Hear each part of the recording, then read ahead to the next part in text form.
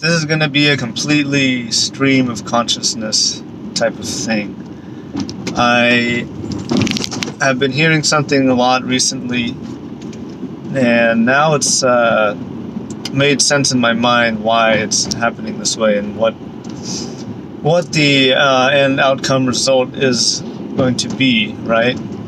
The thing that I've heard a lot, and I just heard it now on the radio, which reminded me of that, is that a lot of people are now getting into politics who have never been interested in politics before. I was one of those person. I really didn't care much about politics at all.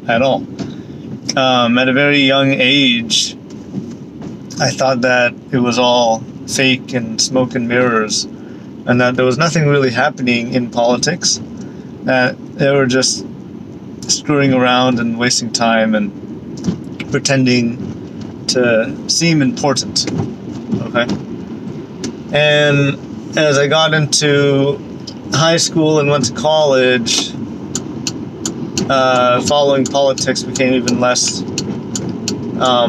interesting because of those very same reasons. So it kind of shut off the whole entire my ears for politics shut down. I didn't care about it at all.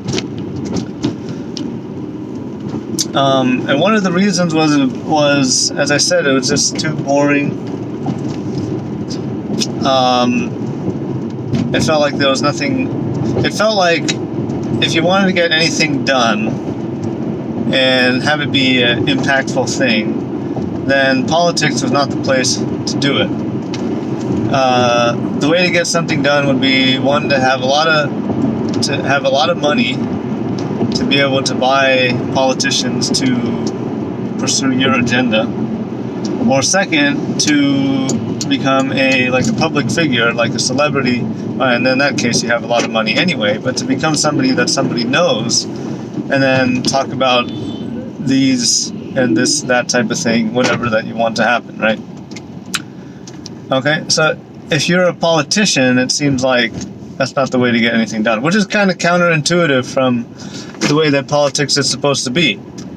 The reason that you get into politics is supposed to be that you have a vision for how you want a country, a county, a city, whatever, a state to be run, and then you go and share with that vision with everybody, and then you run for office, people vote you in, and they want you to go and get those things done that you said that you were going to do. And it just showed it has been shown to be that politicians will just lie to get into office, and once they're in office, they sort of sell out the people that voted for them, and go and push their own agenda or make their own money. It's like, why are some of these politicians so rich? How do they have hundreds of millions of dollars when the salary never exceeds the low six-figure range? Like the president makes $400,000 a year, so I don't imagine that anybody in Congress or the House makes any more than that. Yet they're incredibly rich. So anyway, going back to the point here, that what really got me interested in looking back into politics and getting, understanding what was going on, was that Trump got elected. Starting with the election, or starting with his nomination in the Republican primaries, and then him winning the election in 2016. I 100% thought that Hillary was going to win that thing. And so did a lot of other people. And what I've been noticing is that a lot of people have been saying that they're now listening to politics and getting involved. Not getting involved, but just becoming aware of what's going on. And I think that's very interesting, because that's not something that I think is just by accident or coincidence here. there's a lot of stuff. There's a lot of sick stuff, evil stuff that's happening in the world, and it's not something that is easy to have dinner conversation or just conversation with a friend about, because immediately they think that you're like a crazy conspiracy type person. And I don't really know how I first got started learning about all this stuff. There's so many different rabbit holes that you can go down. But it's not something that you can convince anybody of. So I don't think the average person is going to spend time looking at doing their own research unless they have a compelling reason to do so. I had a compelling reason to do so.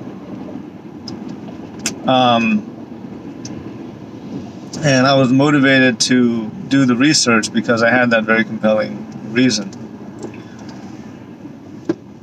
But come to think of it, if somebody approaches me, if a friend tells me about something that's not really super important to me right now, I might, say, well, that's interesting, but I'm not going to go home and like dig into it a whole bunch, right? Unless it's related to something that I care about at that very moment. So I need to bring in a second topic here to kind of connect these two dots. So the first thing is that a lot of people are getting very interested in politics who have not been interested in following it before.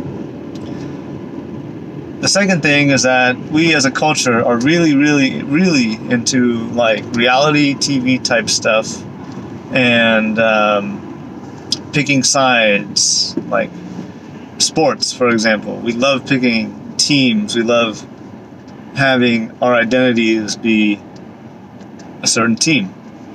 Like, I'm in San Francisco, and most of the people here are hardcore Giants fans or 49ers fans, right? I have some family in other parts of the country who are fans of their respective teams, like where they grew up or where they live, right? So we like picking sides. We do the same thing in politics. Politics has become, not has become, but is very polarized.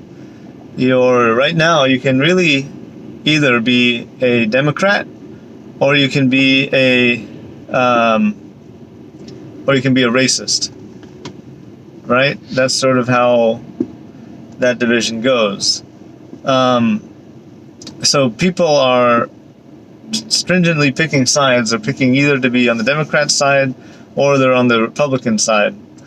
And there's no kind of like, you can't really be in the middle because people are going to want to put you into one camp or the other. It's like if you go to a game, Giants versus Lakers.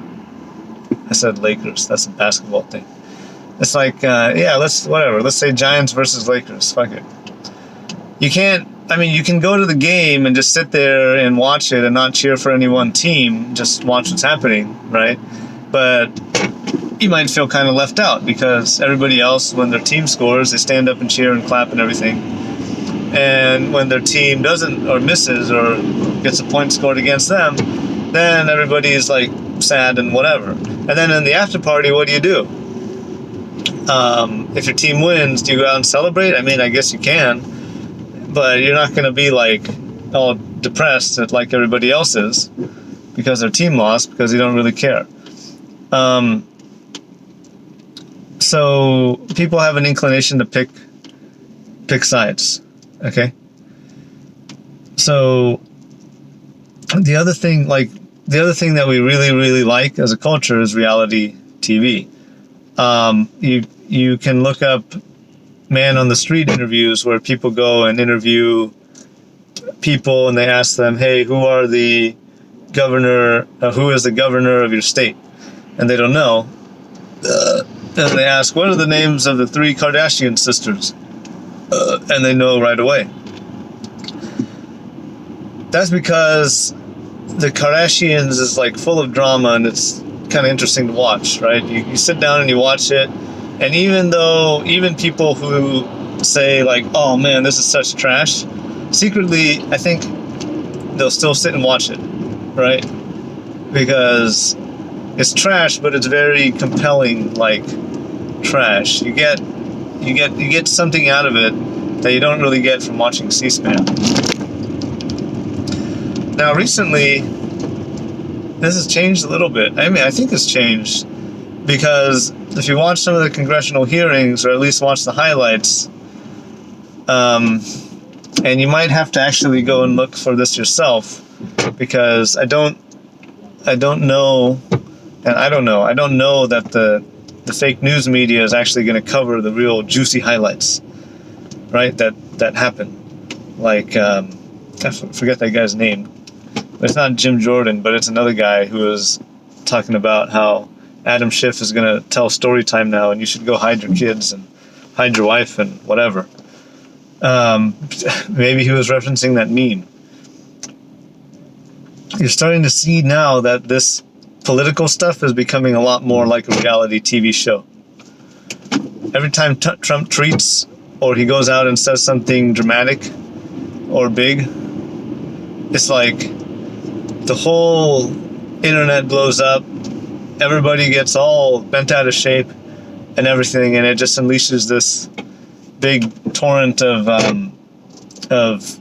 outrage on one side, and then the Trump supporters are all like defending him and talking about how stupid the other side is.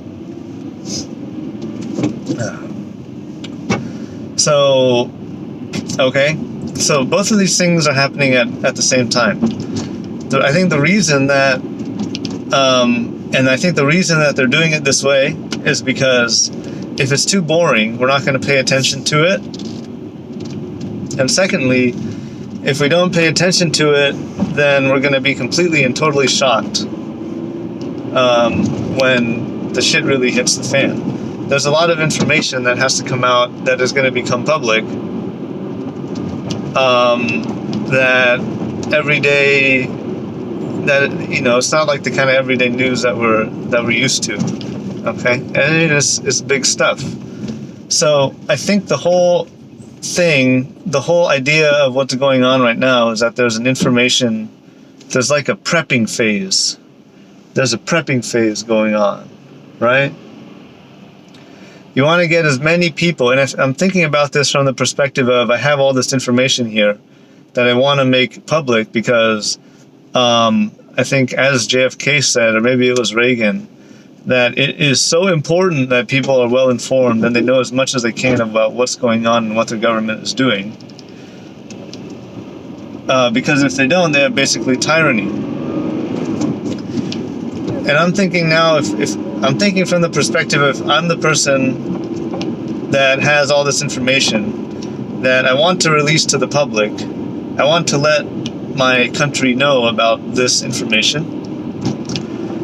But it's so like unbelievable. It is not something that like, let's for example say that I release it now and it's so horrible that like literally everybody throws up, they call in sick to work, and it's a mess. It's an absolute nightmare, and I don't know, like a civil war starts or something like that. In order for that not to happen, we need to do it in phases. We need to prepare people for it. So basically, I would want people to know that what's coming, so that when it actually does come, then they're not surprised about it. It's sort of like the opposite of what the Goebbels guy did. He said that this is the Nazi propaganda minister, right? He said that if you want to tell a lie, you make it big, and then you just keep saying it over and over and over and over again until people believe it. And this is kind of the opposite, right? It's a similar method, but it's like the other way around, right? If you have a piece of truth and you want people to realize it, then you don't just release the truth, but you kind of talk about what's happening, or not release information, but tell people to look into this and that and kind of research it for themselves, so that when you actually do finally release it, then it's not a big, huge, like, clusterfuck anymore. So, yeah, I don't know. I think it's working in a way, because people are getting really into politics, and they're taking sides. Like, most of my friends have chosen a side. They're either they're either for Trump or they're against Trump. There's not really like a medium in that conversation. But whether you're for or against Trump, it's not going to stop what's happening. It's not going to stop the information that's going to come out, because it was planned to happen already. And I think the whole reason that Trump was asked to run for president was because he is a really good reality TV star. Like, he had a good show on before. People liked watching what Trump did as like I don't know, an image or icon, right? Before he was running for president, he was very well liked by the media. He was sort of the image of the American dream, if you will, right? So in a way, he's like the perfect person to put out there and say a bunch of crazy stuff, and he does that too, right? He's very straightforward with things. He says things that people wouldn't expect a politician to say, right? And I think one of the biggest reasons that he's there is because it's getting people interested in politics who are not interested in politics before. And that's really important right now. It's super important. It is really important. And it doesn't really matter. It does not matter that right now that people are on the hating Trump side. It doesn't really matter, because the craziest thing, everything that they hate about Trump,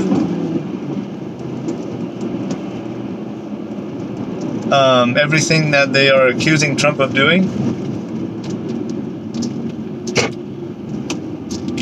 is what a lot of the politicians that are like attacking him hard and going against him and everything are doing. So if you want to use this logic, right? If you hate person A for doing a certain act, then when you realize that persons B, C, D, all the way through Z are doing or have done the same act, then your hatred and anger should extend to those people too, once you learn that they have done that. So it's a really interesting show to watch. And I'll admit, like, I like taking sides on this, but I kind of need to stop myself from doing that and just watch the show, kind of go to the sporting event, watch what both sides are doing, and add commentary to it.